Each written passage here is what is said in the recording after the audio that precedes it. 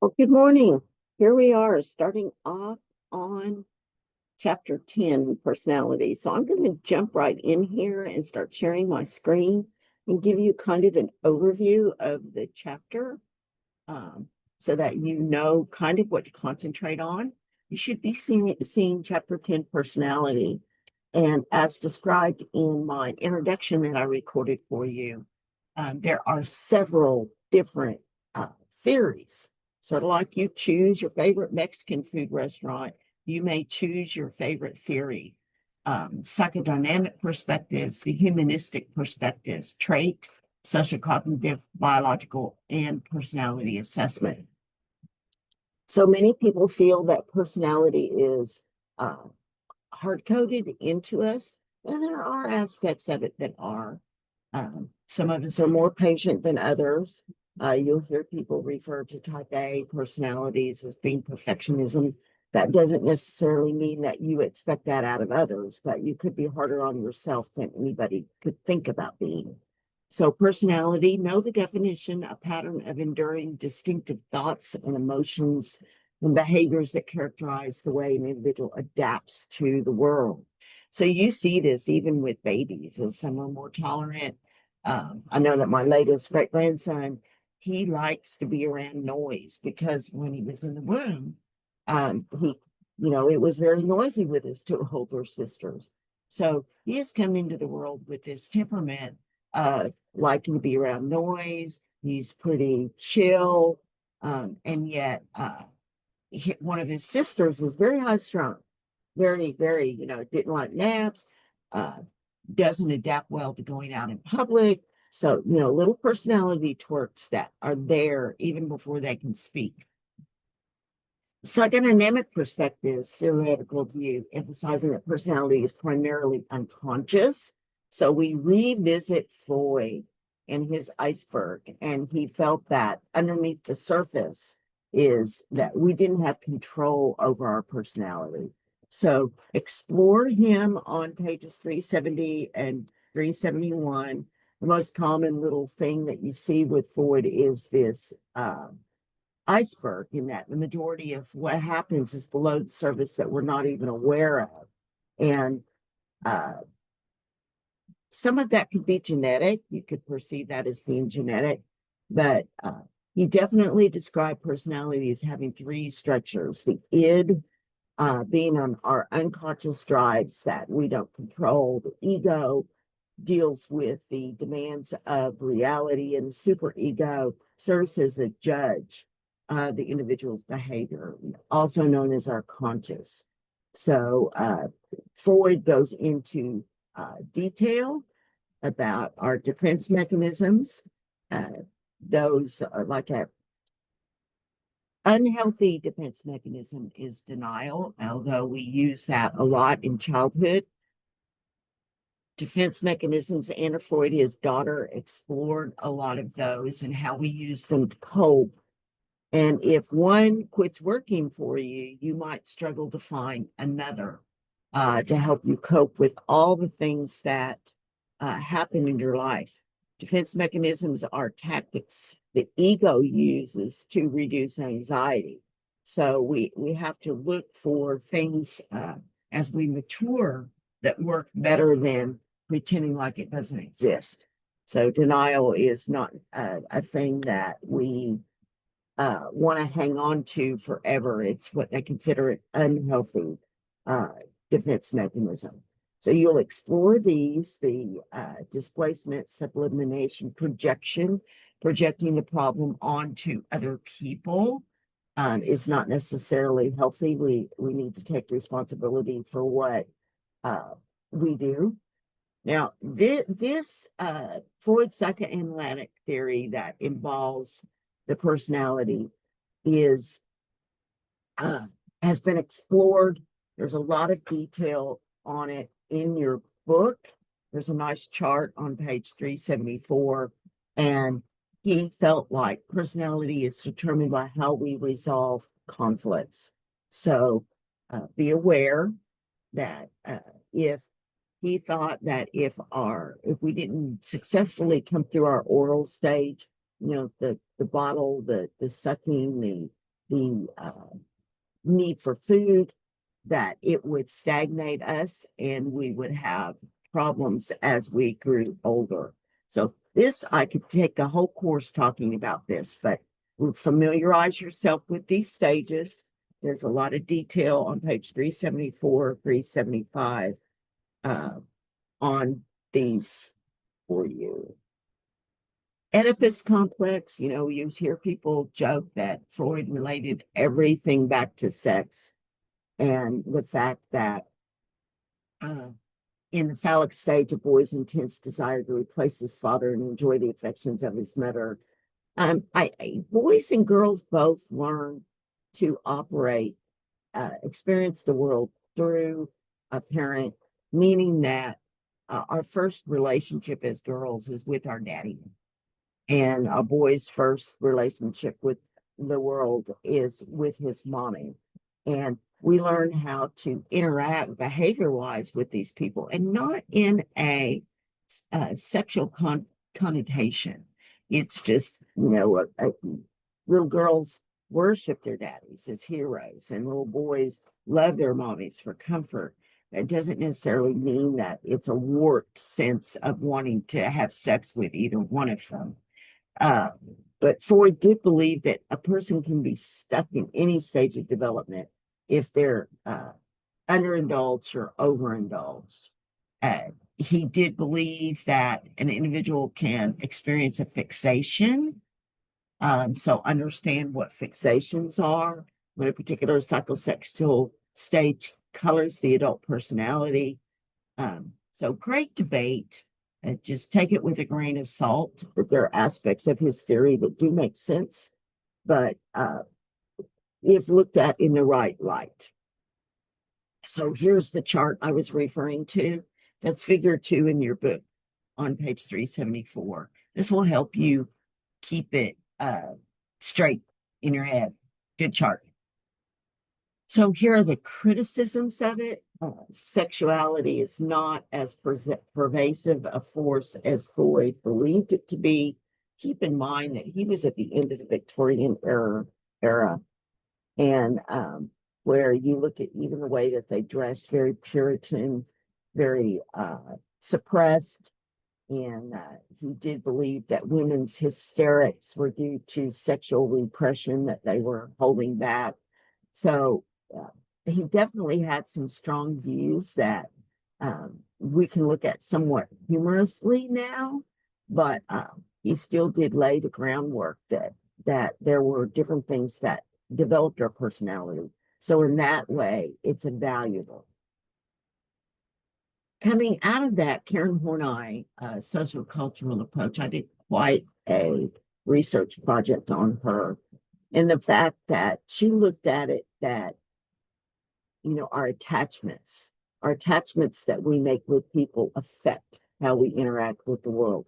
So imagine a child that isn't making good, solid attachments with a caregiver. They might have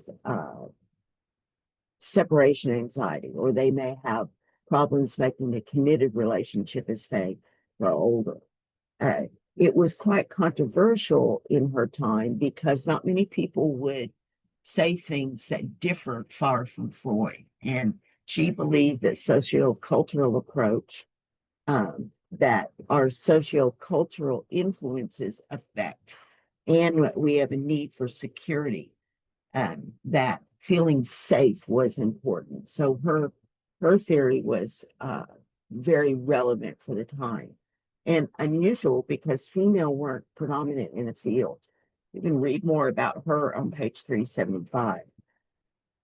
And then Carl Jung, many people studied him, particularly 1960s and 1970s, in the fact that he looked at it that we experience the world more multiculturally than other theorists had ever explored. He believed that we have a collective unconscious, the impersonal, deepest layer of unconscious mind shared by all human beings because of their common ancestral past. So reworded, he believed that our genetics played a large role in our personality.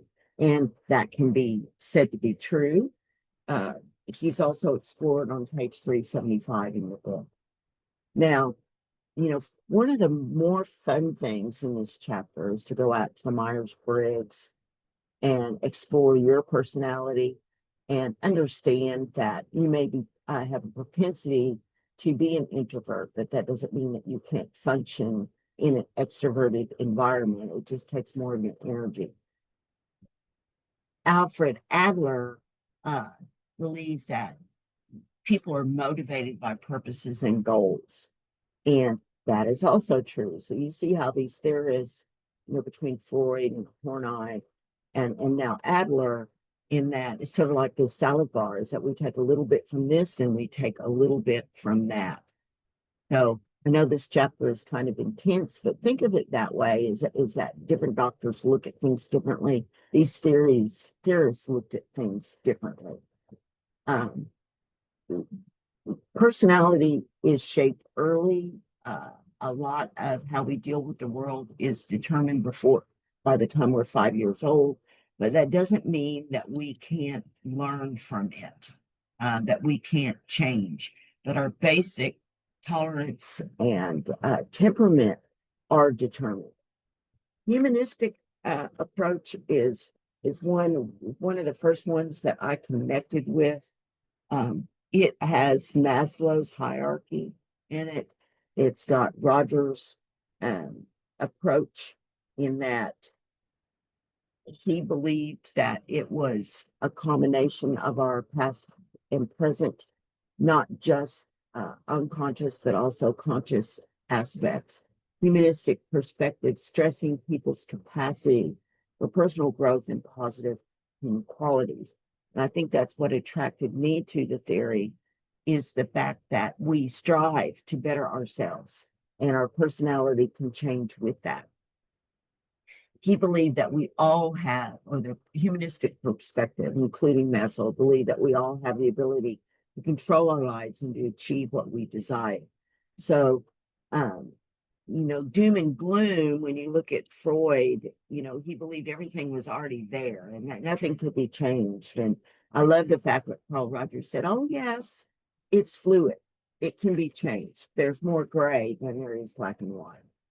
So Maslow, you will, think of Maslow's hierarchy and physiological needs, emotional needs. And so this came out of a humanistic approach.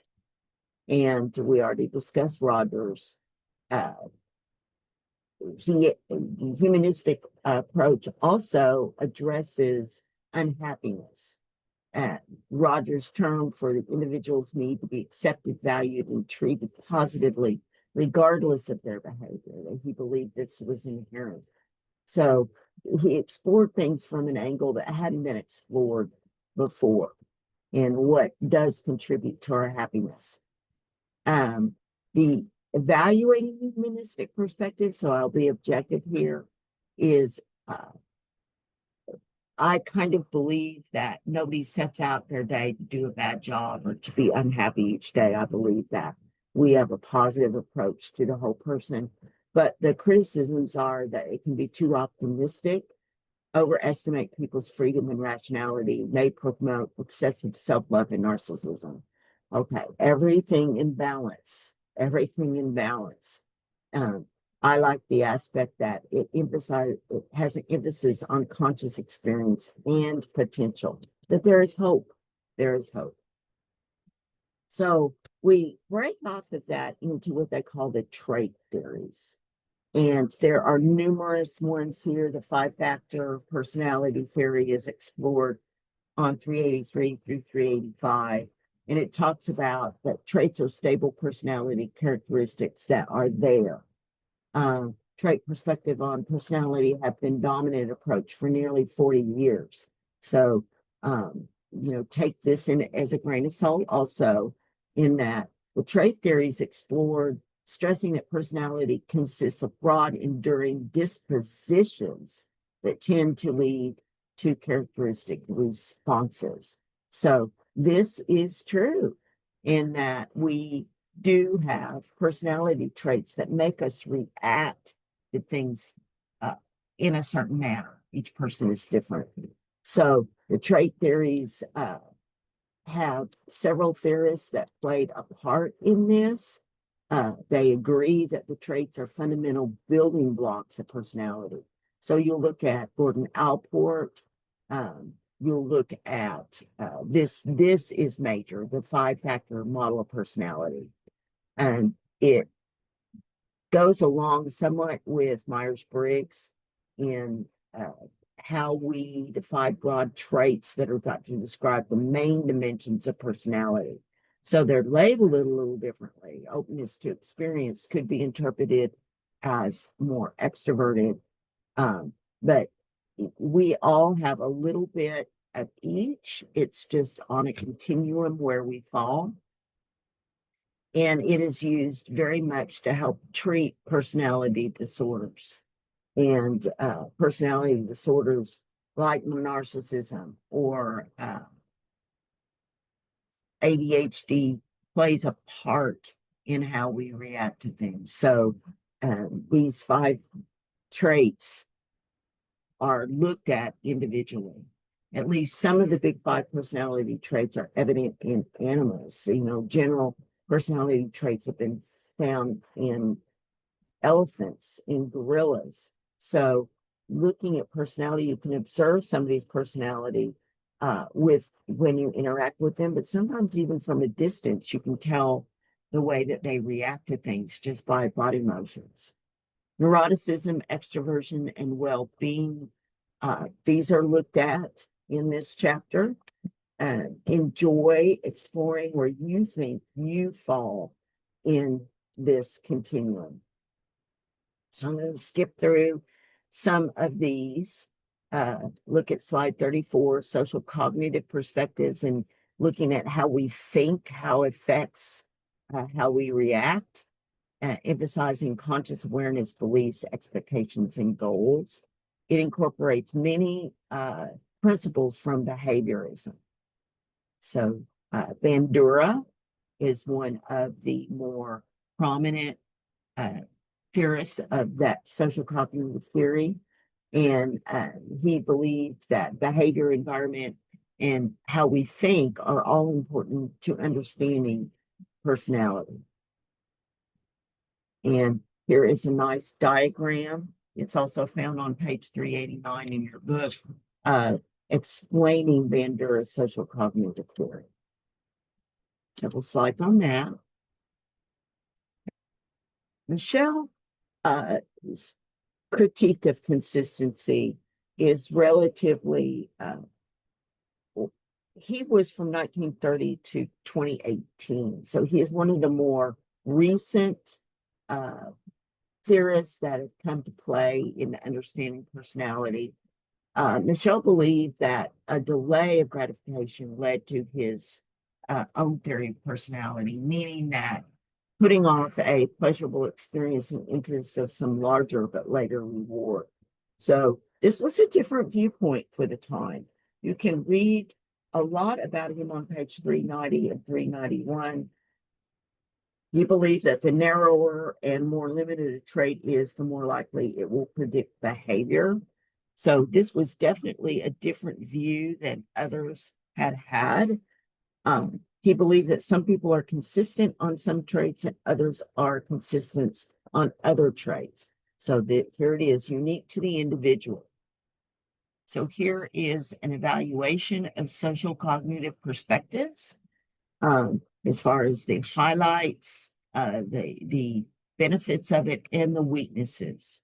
So social cognitive approach highlights the observation of behavior, emphasizes the influence of cognitive or thinking processes, and suggests people can control their environment.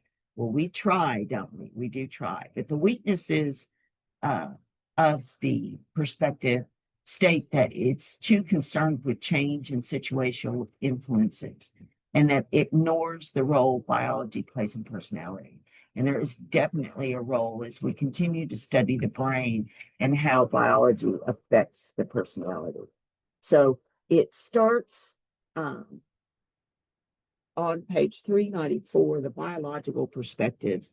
are quite fascinating, and particularly since they fall, post 1950 is where most of the exploration started on this, and is still at a very height now with the Genome Project, understanding how genetics play a role, the environment, the traditional family structure, and how family structures have changed.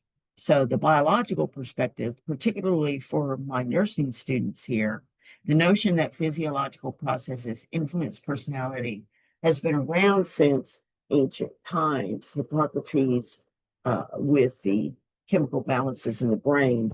But we now have the technology to explore these theories. So let's get down.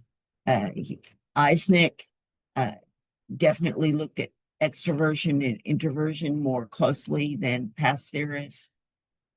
Theories linking personality and brain, Jeffrey Gray.